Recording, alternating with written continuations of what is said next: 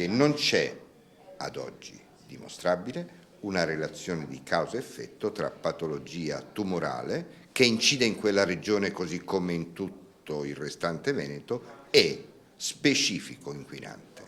Presentati oggi i dati relativi ai casi di tumore diagnosticati nel 2013 nella popolazione residente nei 21 comuni delle province di Verona, Vicenza e Padova, che sono risultati maggiormente esposti all'inquinamento da FAS.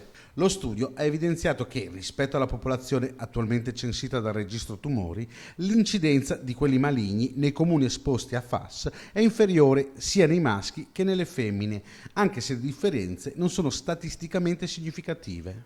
Presente anche una delegazione del Movimento 5 Stelle che non contesta i dati dell'indagine, ma il fatto che si sia andati a indagare prima sui tumori che su altre malattie. Prima di tutto siamo contenti che la sicurezza dei tumori ci sia, però il vero problema dei FAS sono la parte di metabolismo, la parte quindi del ghiandolare, la pressione detto, oppure il colesterolo, tutte quelle parti là, quindi una parte molto importante che purtroppo invece non è mappato. Partiranno adesso le mappature, ci hanno detto a dicembre, però siamo lì su quelli veri dati. Gli studi che noi abbiamo infatti parlavano di quello, ok, i tumori, benissimo, però il vero problema sono altri, sono come dicevamo tutto l'apparto ghiandolare. E sul caso FAS chiedono sia fatto chiarezza sulle responsabilità. Chi inquina paga, questo lo dice la legge, non lo diciamo noi, lo dice una legge chiarissima portata avanti dal Movimento 5 Stelle in Parlamento e noi vogliamo che chi ha inquinato, quindi la Miteni, stando a quanto dicono i report forniti dallo Stato, immediatamente paghi.